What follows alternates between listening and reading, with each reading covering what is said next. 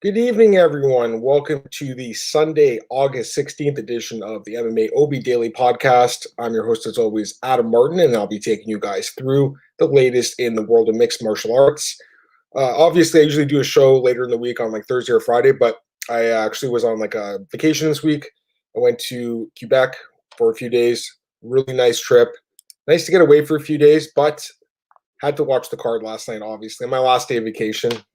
Sat in the hotel room, watched the card, and it turned out to be a great card. As we all know, UFC 252.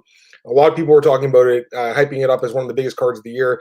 I think it turned out to be a pretty damn good card. I mean, a lot of upsets and obviously a main event that everyone was talking about. So, in today's episode of the podcast, I'll be recapping all 11 fights on the card, taking a look at what could be ahead for the fighters from the card, and then I'll be looking at some news and fight announcements that were recently revealed by the UFC and other sources. Okay, so let's start with the UFC 252, and we'll start with the main event and work our way down. So in the main event, the evening, and I should mention actually, as far as picks go, I did okay. I went 8-3. I'll take that. I mean, that was a good night for me, so I'll take that. And the main event of the evening, I finally got this fight right for the first time. The other two fights, I got them wrong. Got this one right.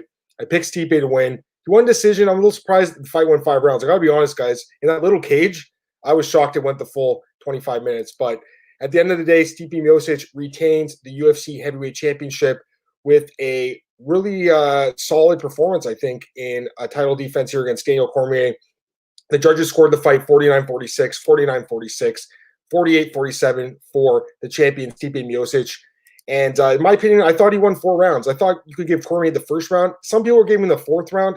I mean, I didn't see it that way, but I guess you could have seen it that way possibly. A lot of people had it tied up going in the 5th round, but I personally gave DC the first round. The other 4 I gave to Stipe. I thought he pretty much controlled the whole fight. The end of the first round was the only time where he was really in a lot of trouble, I think, from DC, where he hurt him at the end of the first round. Other than that, Stipe, I think, was in control of this fight. His striking looked really good. His takedown defense obviously was on point in this fight. Great cardio. He showed up in good shape. So did DC. Both guys, you got to give him credit here, man. Heavyweights going full 25 and still really throwing it hard in the last round. I mean, it was impressive to watch. It didn't win fight of the night, but I think it could have won fight of the night. It seems like Dana White's kind of going to the fans now for their picks for fight of the night. And the fight of the night was actually a really big surprise. We'll talk about that later. But yeah, I thought it was a really good fight. I think a lot of people are a little disappointed that there was no stoppage in this fight. But you know what? For me, it's like 25 minutes of high-level MMA. I mean, I'll take that any day of the week. So Stipe wins the fight. I, again, thought he pretty much dominated the fight except for maybe the first round. And again, some people gave him the 4th. I saw a few scorecards for DC. I don't know how you score for DC. You have to be friends with Daniel Cormier to score this fight for him. He didn't win this fight. Stipe Miocic won the fight. It was definitely a competitive fight, but Stipe won. Huge win for him. Now the question is, what's next, right? It's crazy. We always look ahead at what's next. Like 5 minutes after the fight's done, we're already thinking about, not even 5 minutes, like as soon as the fight's done. And it seems like there's 2 options right now for Stipe Miocic. Actually, there could be 3 options. Number one, he could just, say, hey, I'm going to turn 38 next week. I've had a great career and I'm going to walk away from it. He could do that. I don't think he will. I think he'll fight again, but he could. The other 2 options are way more interesting. The first one, obviously, is Francis Ngannou. Dana White said at the press conference after the fight, this is the fight the UFC plans on making. They plan on booking the rematch between Miocic and Ngannou. We saw this fight 2.5 years ago or so, January 2018, I believe. And Stipe won a decision, dominant fashion, just pretty much controlled Francis with the wrestling. 2 years later, Francis is a different fighter now. I want to see how his wrestling stacks up now. And I want to see if Stipe can take his punches this time around. So to me, it's a very intriguing fight. It does seem like the UFC wants to do this fight. But there's another option that I kind of find more intriguing, guys. And don't get me wrong, I love Francis. He deserves a title shot, no doubt about it. It would suck if he doesn't get a title shot. The guy has earned it. He's won, his last 4 fights by knockout. He's been incredible. But when John Jones went and tweeted, I want to fight Stipe and prove that I'm the greatest fighter of all time. Basically, that's what he said. It got me thinking, man, maybe this is the fight to make. I mean, John Jones obviously has been teasing a move to heavyweight for years now. Fans have been talking about it. Media has been talking about it. Never happened. And, of course, he's kind of been holding out since the Ngannou fight. The talks for that fight went to a standstill with the UFC. They weren't going to pay him what he wanted. He didn't agree to their terms. The fight didn't happen. Right now he's been sitting on the sideline since February. But I got to be honest, guys, this is a really intriguing fight. And I think a lot of us have wanted to see Stipe versus John Jones for a long time. This might be the only time to do the fight. John Jones seems to be interested in it. Of course, he seemed interested in Ngannou, and that didn't happen. But he seems interested in this fight. It does seem like the UFC wants to do Ngannou. So if I'm a betting man, that is going to be the fight that's next. Francis Ngannou versus Stipe 2. But I am really intrigued by this Jon Jones fight, man. I know Stipe is a little bit older now. He'll be 38, like I said, next week. And Jon Jones he's not, I wouldn't say he's in his prime anymore. I think he's a little bit exiting his prime at this point, but still would be a great fight. We've wanted to see Jon Jones fight at heavyweight for years. This would be the guy to fight. If he goes out there and beats Stipe Miocic, I mean, that would prove that he's the greatest ever. I mean, I think he already is, Jon Jones, but this would prove it beyond a doubt. So I can see why he wants that fight. We'll see if the UFC wants to do it. I mean, I feel like there's going to be some consideration for this matchup if Jon Jones really wants it, but, you know, it seems like Ngannou is going to be the guy that's Dana White and co. are going to give him the title shot to. And again, I can't blame him for that decision. Ngannou deserves the title shot, no doubt about it. I just feel like this could be the opportunity where you have to strike while the iron's hot and get Jon Jones the title fight against Stipe Miocic. Either of those two fights are great. I'm excited for both of them. As far as Daniel Cormier goes, it's tricky, right? Because he said after the fight, you know, I don't want to fight unless it's for a championship. And I doubt he'll get a fourth fight with Stipe Miocic. I don't think the UFC is going to run that back. Again, it was a close fight, but I thought that it was pretty clear that Miocic won. Close but clear. So I don't think they're going to do a fourth fight. Does he go back to 205? I don't know. I mean, you could do that Jon Jones fight. You could do it at heavyweight too. You could do Ngannou versus Daniel Cormier. That'd be a fun fight too. I just don't know what's next for Daniel Cormier. I feel like he probably will take some time off. But MMA retirements never last, guys. Like, very rarely do guys retire and then not come back. They always come back. There's few exceptions to this rule. Obviously, Chris Lytle's a guy that he didn't come back to MMA. He actually did compete in bare knuckle, though, so he did come back to combat sports. GSP retired for 4 years, came back, fought Michael Bisping. Daniel Cormier, he is 41 years old. He's a little bit older, obviously, but I could see him being a guy that, you know, leaves for a few years and comes back and fights again. Or he might want to fight again soon. I don't think it's the end of his career. I think he'll fight again. I don't know who it's going to be against, but I do think we'll see DC step into the cage another time. Anyways, getting to the co-main event here, Marlon Vera defeats Sean O'Malley via first-round TKO. I definitely thought it was going to be a competitive fight. I did pick O'Malley here, but Vera, I knew he was going to be a live dog here. He's a great fighter. We all know that. He was on a nice win streak. Obviously, the Yudong fight should have been a win for him, I think a lot of us thought. So he should be on a 7-fight win streak right now, but bantamweight, he's on a 6-fight win streak because that was a featherweight fight after this performance. The question mark about this fight, obviously, is the finish, because what led to the finish was an injury. Sean O'Malley got hurt in this fight. He hurt his ankle or something. I don't know what's going on with Sean. I hope he's okay. I don't know if it was a training injury or if it was something that happened in the fight. There's been some videos posted. Some people are saying this is where Vera hurt him in the fight. Regardless, Vera did what he needed to do. He got the fight to the ground after O'Malley fell down and just smashed him with elbows and finished the fight. So you got to give credit to Marlon Vera here. I do think this is the fight you could run back in the future, but not right now. I think Sean's going to be out for a little while with this injury. As far as Marlon goes, this is a massive win for him, man. This puts him in the top 10 or close to it, I think. Definitely, he's right up there at this point. Of course, there are some question marks about this victory. Don't get me wrong. But I think he's proven in his last 6 fights that he is a stud. He's really good, man. And he finishes all his fights, too. So he's a really fun fighter to watch. I'm excited to see what's next for Marlon Vera. You know, just looking at the rankings at 135. Take a look at them, and right now Marlon's ranked number. Actually, he's not ranked because Sean O'Malley's ranked at 14, so he'll take his spot. So you look at the rankings, and guys like Cody Stamen at number 9, that would make sense. Rafael Sunsal, Jimmy Rivera, guys like that. I think he could take on those guys because I think he deserves a top 10 guy after this fight. Rob Font's another guy, number 10. So I think any of those guys make sense for his next opponent. As far as Sean O'Malley goes, again, he'll be out for a little while, but this is not the end for Sean O'Malley. He'll be back. He's very young. I think he's still 25.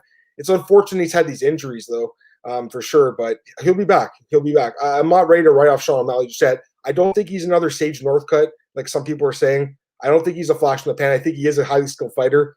He lost his fight. It happens, but I think he'll be back. But definitely Marlon Vera, man, you got to give it up to this guy. Another win as an underdog and another win by stoppage for Marlon Vera. Next up, Jairzinho Rozenstruik defeats Junior Dos Santos via knockout in the second round. I did think he'd win this fight. It was pretty competitive in the first round, but the second round, he really started to take it to JDS. And JDS at this point, man, his chin is pretty compromised at this point. 36 years old now. He's been knocked out 3 straight fights. He has been knocked out by elite guys, though. Rozenstruik, Blades, Nagano, these are the best of the best. So you got to keep that in mind. And he did knock out Derek Lewis just last year. People are forgetting about that. Everyone's talking about Derek Lewis now, hyping him up. Derek Lewis is a good fighter. JDS knocked him out last year. So I'm not ready to write off JDS just yet, but the problem is the way he's losing. If he's losing like close decisions, it's one thing. He's getting knocked out in brutal fashion. I'm not sure his chin's able to handle punishment from these guys at the high level anymore. Guys like Jairzinho Rozenstruik that hit really hard. So it makes me wonder what's next for JDS. Dana White said he's going to have a conversation with him. I don't think JDS will retire. I think he'll fight again. Looking at the rankings, JDS is ranked number 5. He'll move down, obviously, after this fight, but there's other matchups for him. I wouldn't mind seeing a rematch with Overeem at some point. Volkov's an interesting fight. Guys like Walt Harris could be good fights. For Friso Verduma rematch, that'd be fun too. So I think there's some fights for him. I don't see him retiring. I think he'll fight again. If he does get knocked out in his next fight, though, that would be a problem. As for Rozenstruik, there's a few options for him. Derek Lewis is right there. Curtis Blaydes is another guy. And the other guy would be Alistair Overeem in a rematch. I think all three of those guys could make sense for Jairzinho Rozenstruik. I think I'd lean towards the Overeem rematch, to be honest with you. I think I'd like to do Lewis versus Blaydes if I was the matchmakers. And then I'd like to see Rozenstruik versus Overeem too, because the first fight, he was losing that whole fight, guys. Like, he was losing, he was on his way to losing a unanimous decision and caught Overeem with 4 seconds left in the 5th round. I mean, no one saw that coming. It was an impressive knockout. I'd like to see them run it back because I think Overeem could win the fight again. And if he doesn't, it just proves that Rozenstruik is the better fighter. So I wouldn't mind them running that fight back. I know it just happened last year, but I think it does kind of make sense considering Overeem's also coming off a win, although he is fighting Augusto Sakai in September. So he's got to win that fight. And if he does win that, I think they could do this matchup with Rozenstruik the second time. Next up, we had a big upset here as Daniel Pineda defeated Herbert Burns via second round TKO. And I even said in the podcast on Tuesday, guys, I said Pineda's got a really good chance to win this fight. I kind of wish I picked him. It is what it is. Once Burns showed up to the scale 4.5 pounds heavy, it made you wonder, like, what happened. I'm not sure if it was an injury or he just didn't train hard. He didn't take this guy seriously. It was a short notice fight. You got to keep that in mind too. But he didn't look like Herbert Burns, like the guys we've seen in the last few fights. He didn't look good at all. But you can't take anything away from Daniel Pineda because he looked incredible in this fight. He dominated from pretty much after that first round. I mean, Burns did have a few spots where he had the back, and he did have Pineda in some sort of trouble a few times in the fight. But for the most part, this was Daniel Pineda's fight, man. And he had that really dominant wrestling in the second round, especially. His cardio looked really strong.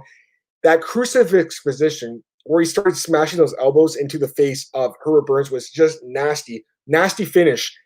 If you don't include those 2 fights in PFL where he lost, he's on a 5-fight win streak. If you include them, he's on a 7-fight unbeaten streak with all his wins by stoppage. So obviously there's question marks about those wins because he got caught for a banned substance after. It's a little surprising he's even fighting this soon afterwards in the UFC, but I'm glad he's back, man. I mean, this guy is actually a fun fighter to watch. First time around the UFC, he had a 3-4 record and got cut. I think they could have kept him around a little bit longer, but, he's actually improved, I think, since then.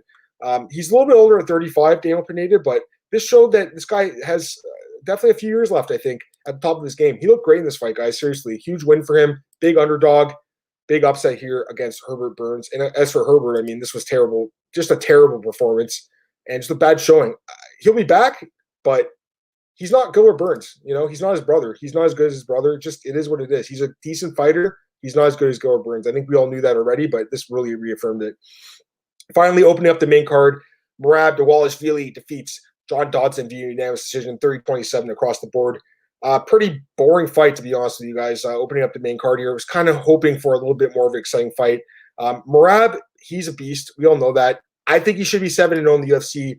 The Simone fight, really controversial ending of that fight. And then Sains, I think a lot of us thought he won that fight. So to me, this is a guy who should be on a 7-fight win streak in the UFC. As it stands, 5 straight wins.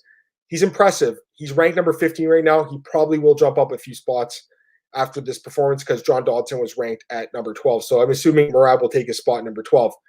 The problem with Merab is he's not the most exciting guy to watch, and he doesn't finish fights. So to me, his ceiling's a little bit capped in this division. I love this guy, man. Don't get me wrong. His wrestling is incredible. It's dominant. He's a beast. His cardio is incredible. I think his striking is actually getting better too, but he's not finishing anyone. This was a tricky matchup, though. I'll give him that. John Dodson is just kind of a weird guy to fight. And John Dodson, man, what's with this guy? I mean, he's so inconsistent. At times, he looks amazing, like the Nathaniel Wood fight gets that knockout. He even beat Pedro Munoz a couple years ago, but, man, he's very inconsistent. And the biggest problem with John Dodson, a lot of these fights, he just doesn't throw any volume. He just kind of stands there, gets punched, doesn't punch back. He just waits for that big shot. If he doesn't land it, he loses decisions. So he's a tough dude. Never been knocked out, John Dodson. Never been submitted. All 12 of his losses by decision, but he can be beaten by decision. And in this fight, he got beaten by Merab.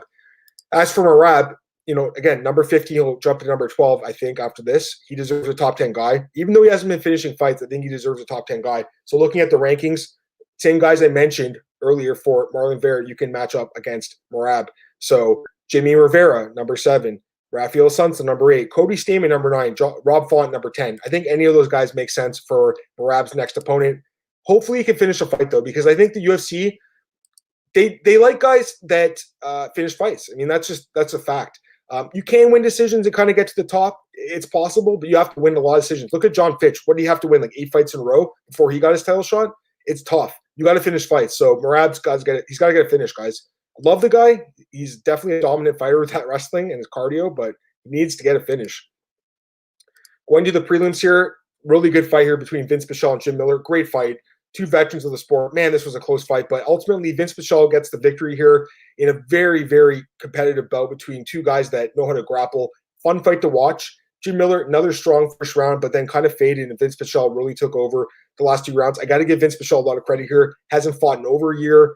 He's a guy that has had a lot of injuries in his career. Doesn't fight that frequently. He looked good in this fight, guys. His wrestling looked strong. Was able to avoid Jim Miller's submission attempts and grind out a decision. So got to give credit to Vince Pichel. What's next for him? I don't know. I mean, possibly a guy that's bottom end of the top 15 at lightweight, maybe like a Drew Dober, someone like that.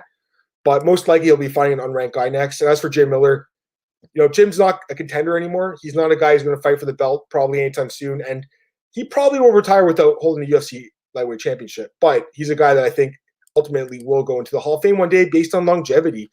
It's like you look at other sports like baseball, not everyone's going to win MVP, but there's guys that had great careers overall. They have tons of wins, tons of fights, and ultimately that will get them in the Hall of Fame. And I think Jim Miller's in the same spot. So, he might lose his next couple of fights. Who knows? I still feel like he'll be in the Hall of Fame one day. 36 fights, most fights in UFC history. He becomes the first guy to hit 40 fights. I mean, that's impressive as hell. Next up, great performance here by Virna Jandiroba, defeats Felice Herrig, first round armbar. First fighter to finish Felice Herrig. I mean, that's impressive. I know Felice hasn't fought in a while, 2 years. It's been a while since we've seen Felice, but still, the way Virna finished her, impressive. And she won a bonus, and I'm happy for her. I think she deserved it for sure. Great performance. And I forgot to mention, Pineda also won a bonus. He deserved it. But as far as Jandiroba goes, I mean, she's impressive, man. 16-1 now. She's 2-1 in the UFC. She beat Mallory Martin and Felice Herrig. But the only loss in her career is Carla Esparza, who's shown that she is a very good fighter and she can beat a lot of prospects. So to me, Virna Jandiroba is, I think a sleeper in this division at 115. Definitely needs a couple more wins against ranked opponents before we start talking like a title shot. But Felice was a ranked fighter. I think she was 15. So this should get Virna into that top 15 at 115. And yeah, Felice was number 15. So, you look at the rest of this division, she could fight someone like Grasso or Torres, someone like that in the bottom end. But I definitely was impressed by her performance in this fight. And as for Felice Herrig, 35 years old, 3 straight losses, 1 fight in the last 2 years, a lot of injuries. I think she'll get one more fight. I think UFC will give her that respect. They'll give her one more fight. She does have a 5-4 record in the UFC, so winning record overall. But she'll get one more fight, I think, and if she loses that might be the end of it for her. But yeah, man, I mean, seeing her get finished like that, very impressive by Jandiroba. Next up, in a catchweight bout, Daniel Chavez defeats TJ Brown via unanimous decision, 29-28 across the board. I did pick Chavez as a dog here. I liked what I saw from this guy. This was a great performance, man. I think he really opened some eyes in this performance. I mean, he took it on short notice, and he just pretty much lit up TJ Brown with his striking. His leg kicks were nasty. He actually dropped TJ Brown with a straight right, I believe, at one point too. So he sat him down with that punch. He looked incredible in this fight. Third round got a little bit tired. TJ won it on the judges' scorecards, but in my opinion, I think you could have given that fight, that round to Daniel Chavez. He easily won this fight. Great performance by him. Again, a low-ranked guy at featherweight, but I'm excited to see what's next for Daniel Chavez. And the other fight on the ESPN portion of the prelims was Livia Rennes, who's defeating Ashley Yoder. Very surprising unanimous decision, 29-28, 29-28, 30-27. I picked Souza to win this fight. Yoder is someone that honestly is not, I don't think, one of the top 15 fighters in this division. I don't even think she's top 20. She's 2-5 now in the UFC. Having said that, I did think she won this fight. I thought she grinded it out. So to me, Livia, she got the win here, but I wasn't impressed. And she is 2-1 now in the UFC. Both her wins were really close decisions, though. So I don't know. I haven't liked what I've seen from her, to be honest with you. Definitely, she's someone that could turn it around. She's got some pretty good wins in her resume back from the Invicta days and stuff. So curious to see what happens to her next in her next fight. But I wasn't impressed by her performance here. And for Yoder, 2-5 now, terrible record, but she'll probably get another fight because I think there was some controversy here as far as the decision goes. Finally, going to the early prelims, we had Chris Daukaus defeats Parker Porter via first-round knockout. It was a good win for this guy, but I mean, Parker Porter, I'm sorry, like I'm not trying to be, harsh because it's hard to get to the UFC, man. You grind for years. This guy's been on the regional scene for 15 years. This guy's not a UFC caliber fighter. His conditioning clearly wasn't in check either. He looked pretty tired, not even going the full one round, and he got knocked out at the end of the first round by Chris Daukaus, who definitely showed some potential here. I'm gotta be honest, I'm a little surprised that he got the first win in the UFC over his brother Kyle, who's a much better fighter, but that's the way the cookie crumbles sometimes. And he looked good in this fight, but again, the opponent he fought was not great. So curious to see what they do with Chris Daukaus next, but you got to assume he's just kind of like a low-level guy. Parker Porter might get another fight just because it's heavyweight. There's not many heavyweights, but I don't know, guys. This guy didn't seem like a UFC caliber fighter to me. And finally, the fight of the night, very surprising fight of the night. I mean, when does the first fight of the night ever win fight of the night, especially on a pay-per-view like this with all these stacked names? But Kai Kamaka defeats Tony Kelly, unanimous decision, 29-20 across the board. And it was a fantastic fight. It was a great fight between two guys that are making their debut in the UFC and then taking it on short notice. They took it on 1 week's notice. And, looking at these guys' records, I was kind of impressed by Kamaka from what I saw. But Tony Kelly was a guy where you're looking at it and you're like wondering, why is this guy in the UFC? I think he proved in this fight he does belong in the UFC. He looked really good in this fight. This was Tony Kelly's fight to lose. Unfortunately, he did end up losing it.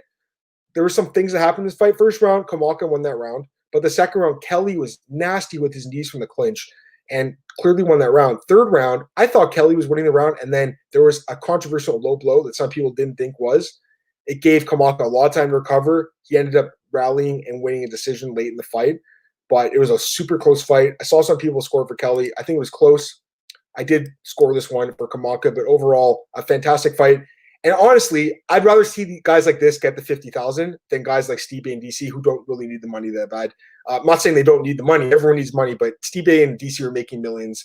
They don't need it as bad as a guy like Tony Kelly, who he's probably getting paid $1,000 to find the regional team. Same with Kamaka. So these guys are, I'm sure they're very grateful they got the bonus. It seems like Dana White is asking the fans now for who should be the bonus winners, which is kind of cool. And that's who the fans liked in this fight. So overall, I think it was a good card. Not the best card of the year by any means, but a solid card. And I had a lot of fun watching it. I got a comment here from Masio. Masio, what's going on, man? If UFC events still have titles, this one would be called Twilight Zone. I was actually thinking about this the other day. Like, I kind of miss when they used to do the titles. I can't remember when they stopped doing it. It was like UFC 112 or something. Was that it?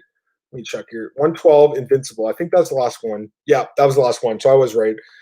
That was the last time they did it. It was Maia versus Silva. I think Dana White just didn't want to jinx anymore and didn't want to do the names. But yeah, I'm with you, man. So it's been 10 years since they haven't been doing that. But I used to like when they named the event something like Knockout, or I don't know. What were the other ones? Redemption. There was a bunch of names. I don't know. Relentless. Just okay. I mean, some of them were kind of lame, but I thought it was kind of cool. Either way, yeah, I know what you're saying, man.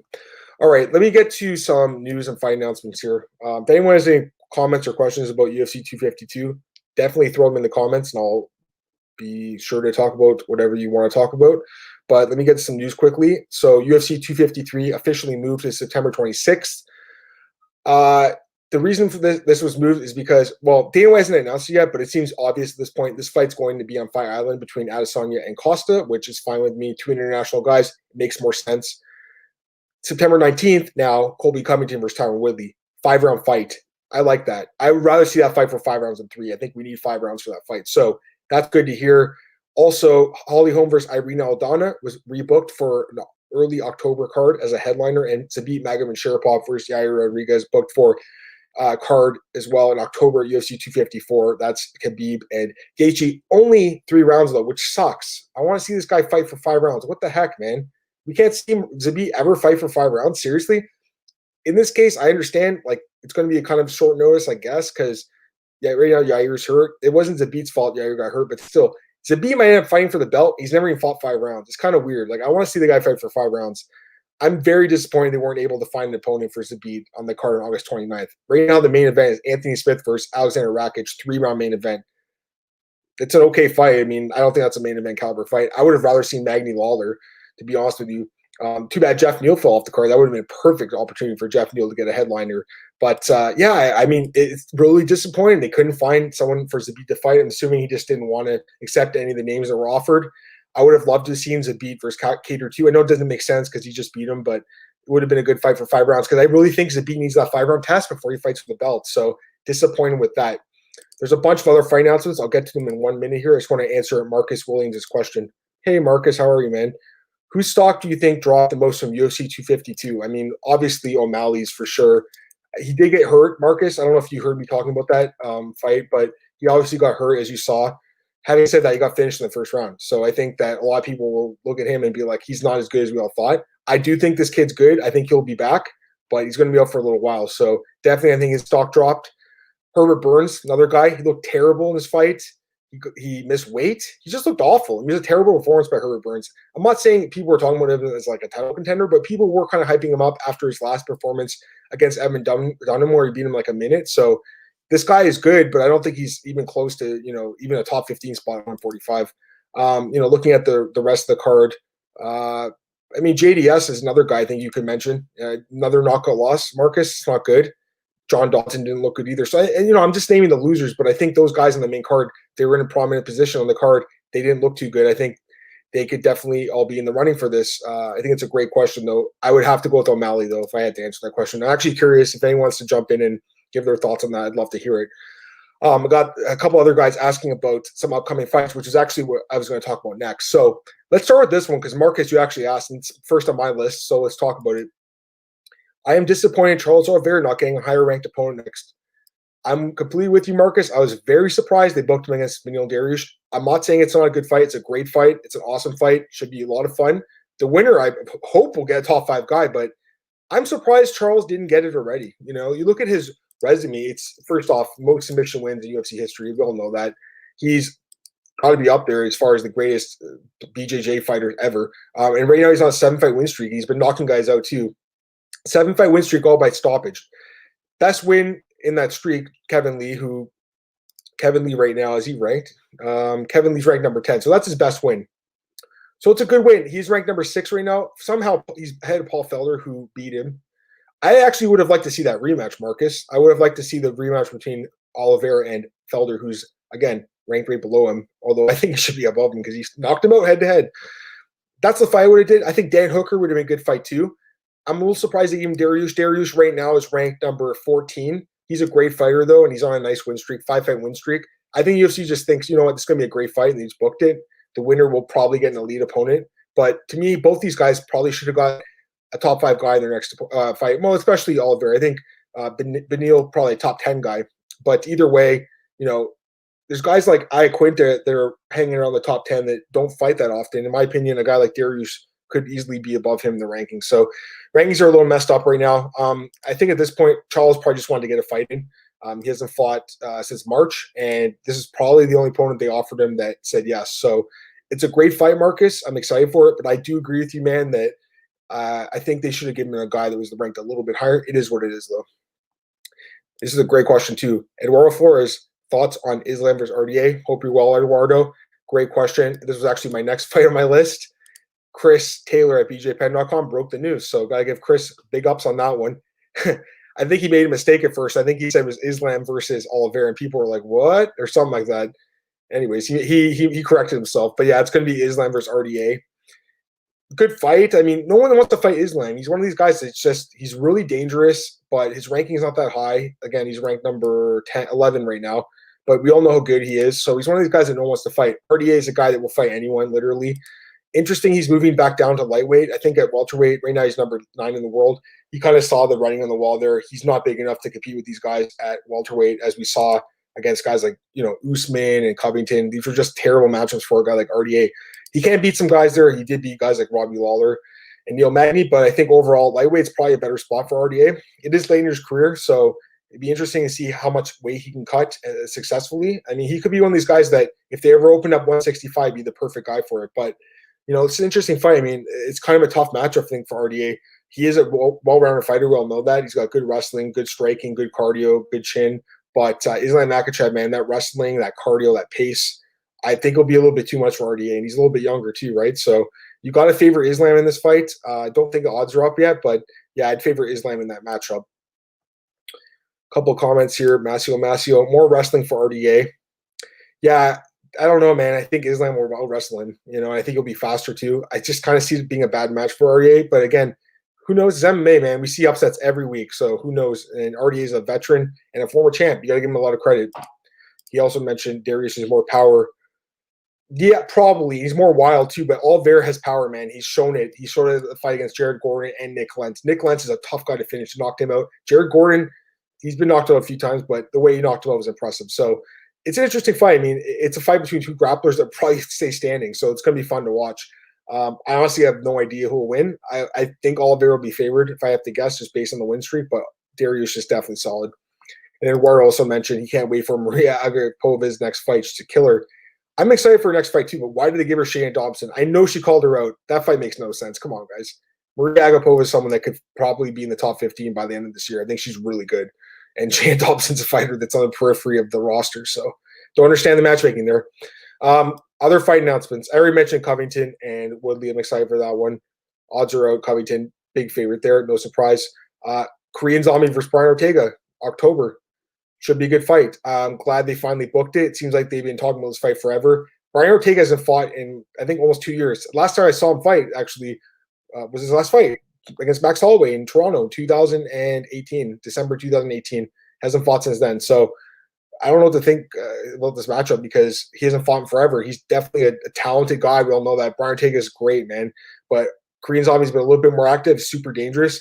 I kind of favor the Zombie a little bit in this fight, but definitely should be a close fight. Just looking at the odds for this one, I believe they have them out here. Let's see here. Ortega. No, there's no odds out, actually. I thought they were. No, there's no odds for that, but hopefully they pop up soon. Actually, I should mention there are odds out, actually, for Stipe and Francis. I saw this morning. Francis opened at minus 225, Stipe plus 190 for the rematch. Wow, crazy, man. I love Francis. He's great. How is he this big of a favorite with Stipe? I don't get it at all. I know there's hype. He'll probably end up being the favorite at close, but they opened the line too high. Stipe plus 190, come on. For a guy who already beat him, for a guy who's proven he's the best heavyweight ever, I mean, the guy's amazing, man. So I think right now, you look at those odds, plus 175 on Stipe in the rematch. I got to take Stipe.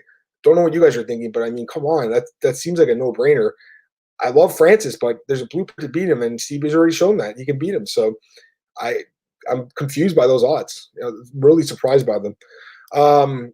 Other fight announcements here. Edson Barboza, he's supposed to fight Jeremy Stephens. That fight's been scratched. He's going to fight Sodiq Yusuff now. Really fun fight. Dangerous fight for Barboza. I would have favored him against Stephens. This is a tough fight, though, man. I mean, Yusuff is super dangerous. Really solid fighter. Barboza is definitely good. 145, the cut still kind of worries me for this guy. I think Yusuff will be favored, and if he's not, I think he'll be worth a shot as a dog. So I do kind of lean towards Yusuff here. Definitely got to think about the fight more before I give my official pick by any means. But, I would assume the line will be close, but I kind of lean towards Yusuff a little bit, guys. Another fight here, a women's fight at 125 between Cynthia Calvillo and Lauren Murphy. Great fight. Winner probably gets a title shot. Cynthia looked amazing as Jess Guy, and as we all know, she could very well be fighting for the belt next. They gave Jennifer Maia the title shot. You guys know I don't agree with that necessarily. I thought it should have been Maia versus Murphy.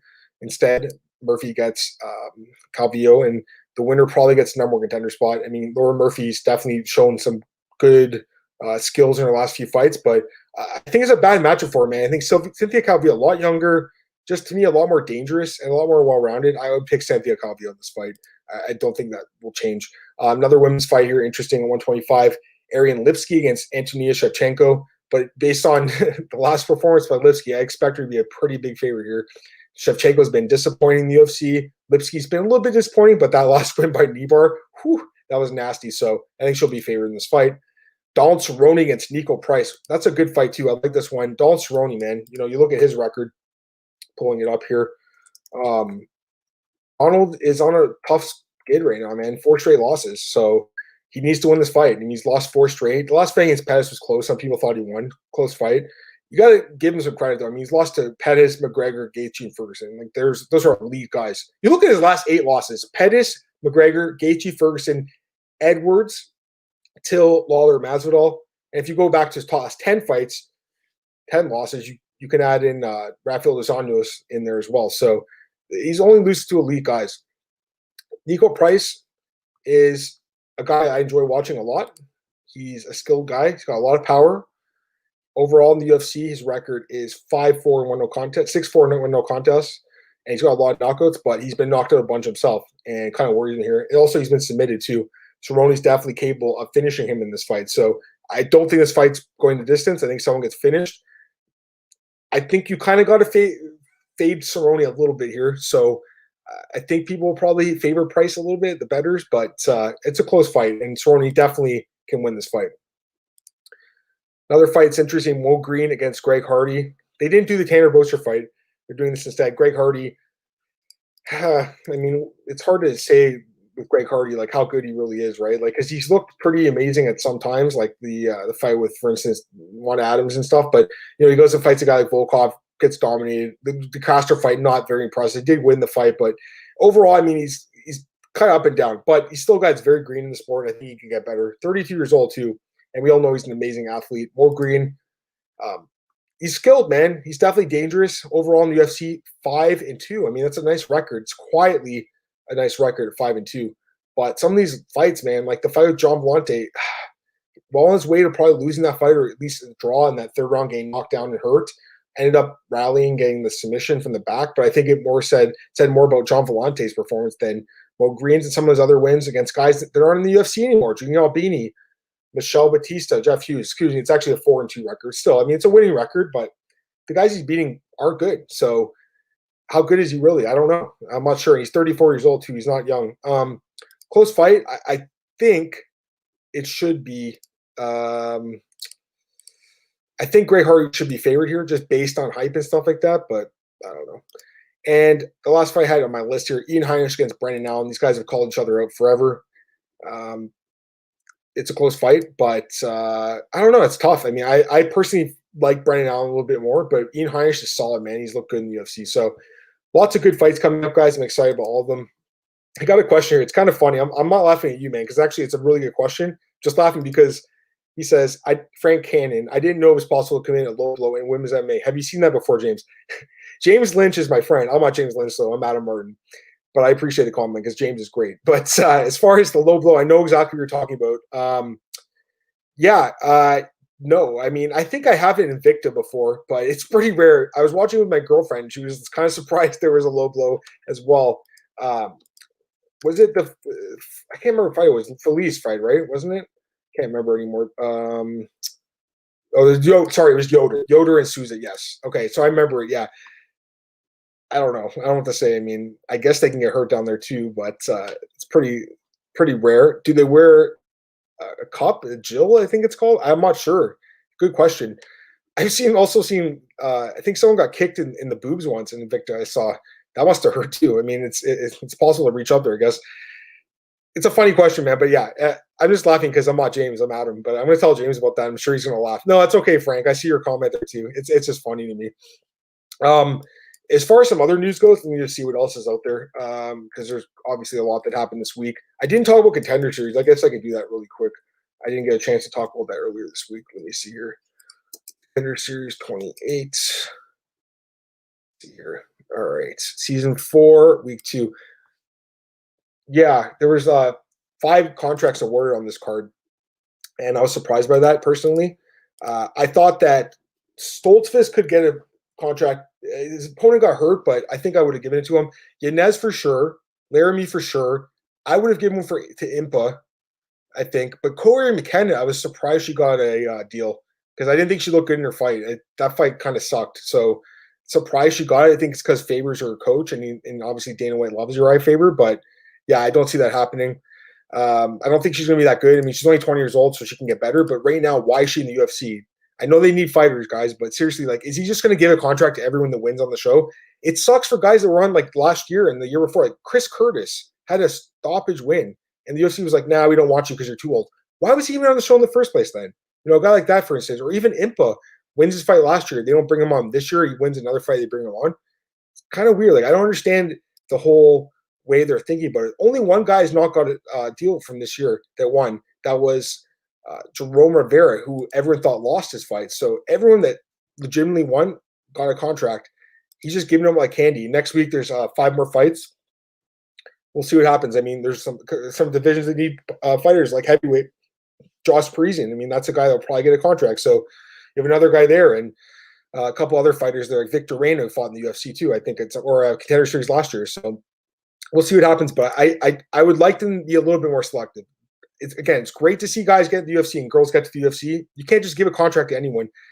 I think the definition of what a UFC caliber fighter is has changed a lot over like the past 10 years, 20 years, especially like the last couple years though, and especially since the pandemic started.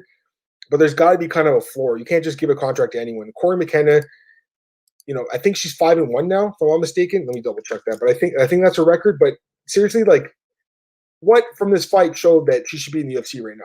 I didn't see it. I feel like it's one of these situations where the UFC is like, you know what, we want to get her before anyone else does. I know she has some good experience as an amateur, though. I guess they like that as well. But to me, it wasn't that impressive. So don't want to single her out because, she's the only female on the card. It's not like that at all. It's just that I thought she didn't have an impressive enough performance. Because, again, you look back at last year, some of these guys, like William Knight, had a knockout win. He's not in the UFC. He got a developmental deal. I think McKenna should have got a developmental deal. They're not doing that, it seems like. They're just giving deals out. Frank says, sorry, I don't apologize, man. I'm actually laughing. I think it's great. I'm going to tell James about it. He's going to laugh too. So there's no worries there. We've got confused many times before. Don't worry about that. Again, more news, just seeing what's out there. Obviously, it's been a long week. I hope you guys have had a good week. I had a really good week. It was awesome, man. It's just nice to get away for a bit. I'm a grinder, right? So I'm always working. It's always podcasts or writing or reading or whatever. And I love it, love what I do, but it's nice to get away for a few days sometimes just to recharge the batteries. And I feel great. I feel ready to go again. And I'm really glad I was able to do this podcast tonight. Just looking again, some news. Dana White seems to have interest in Michael Chandler. I'd love to see him fight in the UFC. Looked great against Benson Henderson. 2 straight knockout wins. Sydney Outlaw as well. Another guy that could have been in the UFC. Another Contender Series guy didn't get signed. And Rafael Stotts is another guy too.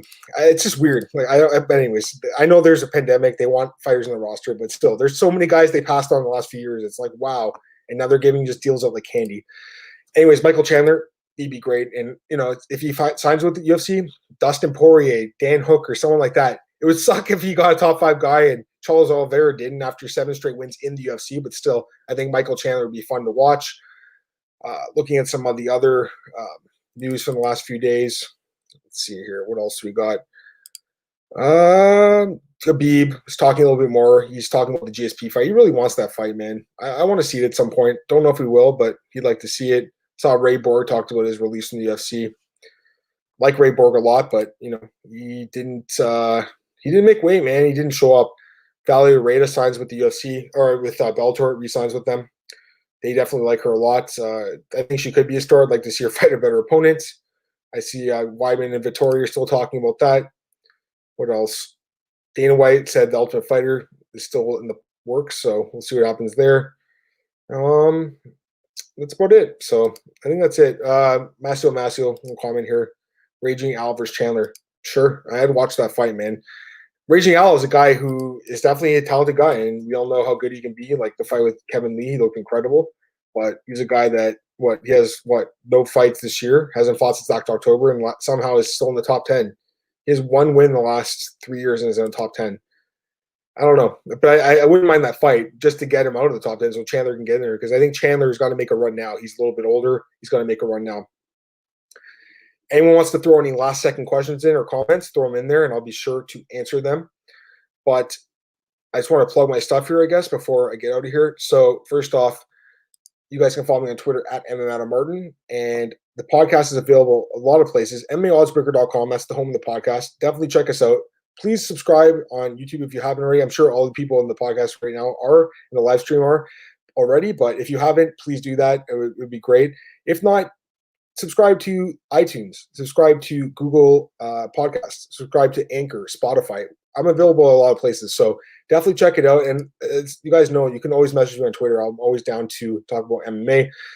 Also available at bjpen.com. I'm always doing the news there. And then MMARings.net. We aren't doing as much there these days, but it's the longest job I've ever had. I've been there for like 8 years now. It's crazy. I will actually be writing an article tonight about what I think should be next for Stipe, so definitely check that out. looks like everyone's done asking questions. So, guys, I really appreciate you tuning in tonight. It's a little bit of a random time, but again, I was on vacation, so it was nice to get back and do this with you guys. But got to plug Tuesday's podcast with Cole. I'll be breaking down the upcoming UFC Fight Night card with Frankie Edgar and Pedro Munoz.